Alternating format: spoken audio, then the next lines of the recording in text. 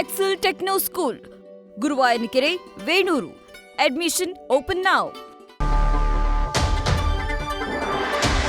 ಶಾಸಕರು ಡಿಕೆಶಿಗೆ ಅವಕಾಶ ಕೇಳಲು ಹೋಗಿರಬಹುದು. ಡಿಕೆಶಿ ಬಣ ದೆಹಲಿ ಟೂರ್ ಬಗ್ಗೆ ಶಾಸಕ ಬಾಲಕೃಷ್ಣ ಪ್ರತಿಕ್ರಿಯೆಯನ್ನ ಕೊಟ್ಟಿದ್ದಾರೆ. ಡಿಕೆ ಶಿವಕುಮಾರ್ ಶಾಸಕರನ್ನ ಹೈಕಮಾಂಡ್ ಅನ್ನ ನಂಬಿದ್ದಾರೆ. ಬೇರೆ ರೀತಿಯಲ್ಲಿ ವ್ಯಾಖ್ಯಾನ ಮಾಡಿ ವಿಭಜನೆ ಆಗೋದು ಬೇಡ. ಯಾರು ಹೇಳಿದ್ದು? ಬಾಲಕೃಷ್ಣ ಅವರು. ಡಿಕೆ ಶಿವಕುಮಾರ್ ಯಾರನ್ನೂ ಒತ್ತಾಯ ಮಾಡಿ ದೆಹಲಿಗೆ ಕಳಿಸಿಲ್ಲ. ದೆಹಲಿಗೆ ಶಾಸಕ ಹೋಗ್ತಾ ಇರ್ತಾರೆ, ಇದು ಮೊದಲೇನಲ್ಲ ಅಂತ ರಿಯಾಕ್ಷನ್ ಅನ್ನ ಕೊಟ್ಟಿದ್ದಾರೆ. ಬೆಂಗಳೂರಿನಲ್ಲಿ ಮಾಗಡಿ ಶಾಸಕ HC ಬಾಲಕೃಷ್ಣ ಅವರೇನಂತಂದ್ರೆ ರಿಯಾಕ್ಷನ್ ಅನ್ನ ಕೊಟ್ಟಿದ್ದಾರೆ.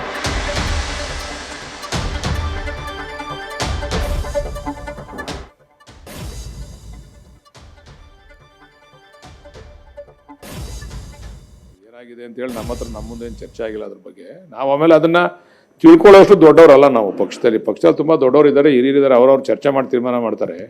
ಬಟ್ ಅವರು ಯಾತಕ್ಕೆ ಹೋಗಿದ್ದಾರೆ ಅಂತ ಗೊತ್ತಿಲ್ಲ ನನಗೆ. ಒಟ್ಟಿನಲ್ಲಿ ಹೋಗಿದ್ದಾರೆ. ಬಟ್ ಇದೇ ವಿಚಾರಕ್ಕೆ ಹೋಗಿದಾರೋ ಅಥವಾ ಬೇರೆ ವಿಚಾರಕ್ಕೆ ಹೋಗಿದಾರೋ ಅಂತಲೂ ಕೂಡ ನಮಗೆ ಗೊತ್ತಿಲ್ಲ.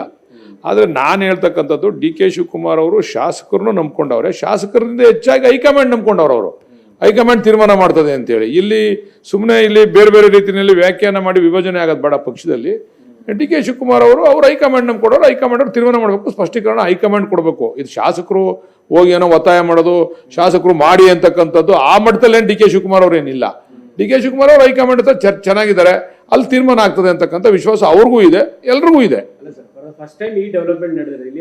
ಅಲ್ಲ ಡೆವಲಪ್ಮೆಂಟ್ ಅಂತ ಯಾಕಂದ್ರೆ ಡೆಲ್ಲಿಗೆ ಹೋದವರೆಲ್ಲ DK ಶಿವಕುಮಾರ್ ಅವ್ರ ಪರವಾಗಿ ಬ್ಯಾಟಿಂಗ್ ಮಾಡಕ್ಕೆ ಅಂತ ಹೋಗೋರೆ ಅಂತ ಯಾಕಂತೀರ ನೀವು? ನಮಗಂತೂ ಗೊತ್ತಿಲ್ಲ. ನೀವು ಆ ಶಾಸಕರುಗಳನ್ನ ಕೇಳಬೇಕು. ಡೆಲ್ಲಿಗೆ ಯೂಶುವಲ್ ಆಗಿ ಹೋಗ್ತಾರೆ. ನಮ್ಮಲ್ಲಿ ಕಾಂಗ್ರೆಸ್ ಪಕ್ಷದಲ್ಲಿ ಅನೇಕ ಜನ ಡೆಲ್ಲಿಗೆ ಹೋಗ್ತಾರೆ, ಅಲ್ಲಿ ಏನೇನು ವಿಚಾರಗಳಿರ್ತೋ ಚರ್ಚೆ ಮಾಡ್ಕೊಂಡು ಬರ್ತಾರೆ.